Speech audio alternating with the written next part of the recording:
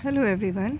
I hope आप तैयारी कर रहे होंगे जैसे कि मैं आप लोगों से शेयर कर रही हूँ डे बाई डे कि क्या क्या करना है अपने गार्डन को, जैसे आप अपने गार्डन को आने वाले सीज़न में बहुत ही कलरफुल, खूबसूरत और बिल्कुल ही टोटली जैविक तरीके से बना सकते हैं। शुरुआत में एक चीज़ मैं आपके साथ शेयर करना चाहूँगी जिसकी मुझे बहुत तकलीफ़ है, उसके बाद अपनी बात शुरू करूँगी। देखिए, हम सारे जितने भी अर्बन गार्डनर्स हैं या लोग हैं, वो लोग जब भी साथ में बैठते हैं ना तो केमिकल वाले खाने को बड़ा कोसते हैं कि भाई किसान जो हैं अपने अनाज उगाते हैं, केमिकल डाल डाल के उगाते हैं, यूरिया डीएपी एनपीके डाल डाल के उगाते हैं और उसकी वजह से हम लोग बीमार हो रहे हैं।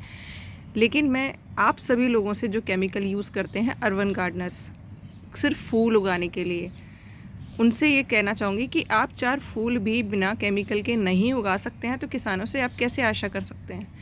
बल्कि आपको उदाहरण सेट करना चाहिए कि जब हम फूल उगा सकते हैं अपने टेरेस पर, सब्जियां उगा सकते हैं, जो चाहे मर्जी वो हम अपने टेरेस पर नेचुरल तरीके से, प्राकृतिक तरीके से या जैविक तरीके से उगा सकते हैं, तो आप खेतों में भी अनाज उगा सकते हैं। लेकिन आप क्या कर रहे हैं, खुद तो चंद फूलों को उगाने के लिए भी खूब सारा केमिकल अपने गार्डन में डाल रहे हैं और उन लोगों से आशा करते हैं कि वो इतने सारे लोगों के खाने की पूर्ति बिना केमिकल के कर दें। तो प्लीज़ पहले आप उदाहरण सेट करिए, फिर उन लोगों को कोसिए। और ये सभी उन लोगों के लिए है जो अपने गार्डन में केमिकल यूज़ करते हैं। देखिए, थोड़ा सा हार्श है, मेरा लगेगा, बुरा लगेगा जो केमिकल यूज़ करते हैं, बट सच में मुझे बहुत तकलीफ़ होती है जब मैं ये देखती हूँ कि आप सिर्फ 4 फूल उगाने के लिए केमिकल डाल देते हैं मिट्टी में, जबकि साइंटिफिकली कह लीजिए या खुद का भी दिमाग होता है कि मिट्टी में केमिकल डालने पर क्या रिएक्शन होता है। मिट्टी में रहने वाले सारे जीव मर जाते हैं क्योंकि उस केमिकल को ये नहीं पता है किस जीव को मारना है और किस जीव को ज़िंदा रखना है।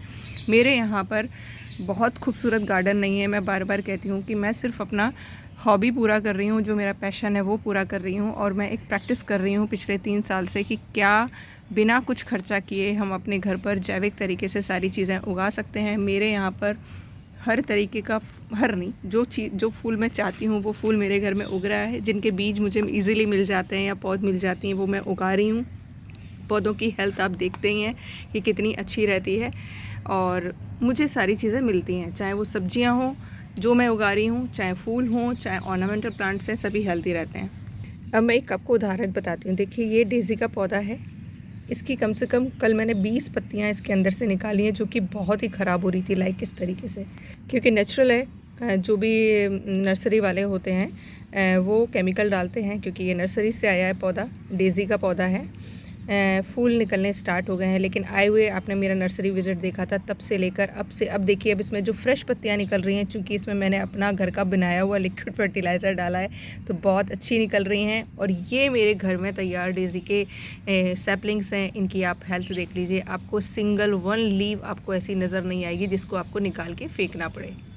सेम देखिए, ये पौधा है मेरा जिस पर ये फूल आने शुरू हो गए हैं डेज़ी के।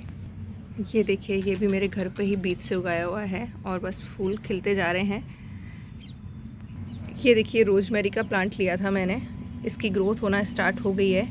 और इसके पॉट को जो मैंने, इसमें देखिए कितने सारे पौधे उगाए हैं। ये पौधे मैंने उगाए ही नहीं है क्योंकि जो मैं मिट्टी तैयार करती हूँ उसमें मेरे बीज गए हुए होते हैं। तो देखिए, इसके अंदर पालक उगाया है, राई उगाई है, गेंदा उगाया है, डेज़ी उगाया है, कैलेंडुला उगाया है। क्योंकि मैं जब पौधे मेरे ख़त्म हो जाते हैं ना तो कंपोस्ट बिन में जाता है सारा का सारा, तो उसमें बहुत सारे बीज भी जाते हैं, और जब मैं उस मिट्टी को अपने पौधों में यूज़ करती हूँ तो ये होता है।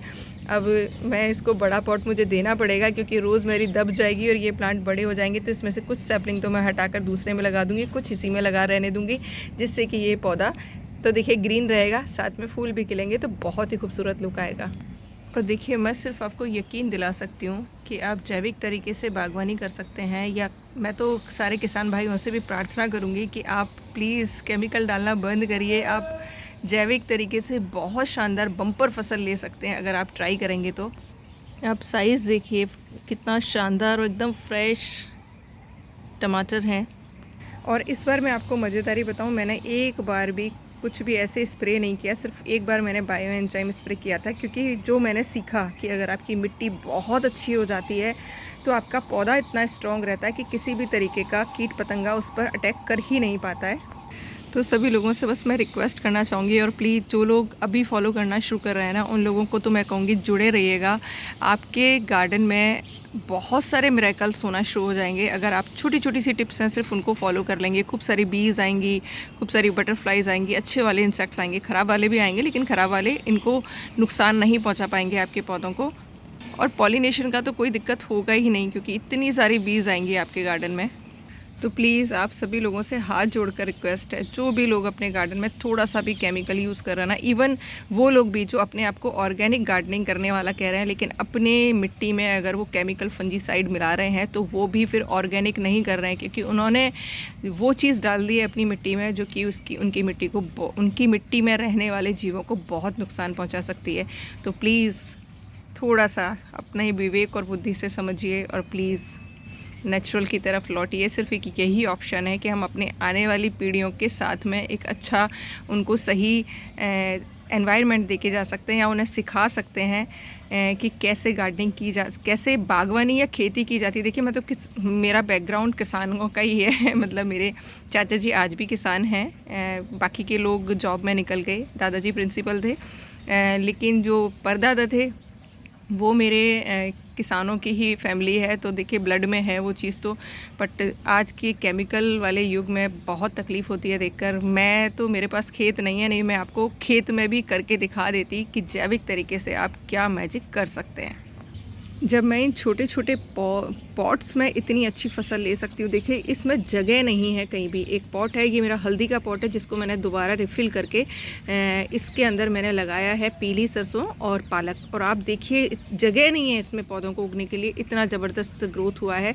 तो अगर आपके पास बहुत बड़ी जगह है तो देखिए, आप एक नहीं कई परिवारों का खाना उगा सकते हैं अपनी जगह पर। तो प्लीज़ टेरेसेस को, बालकनीज़ को मेंटेन करिए।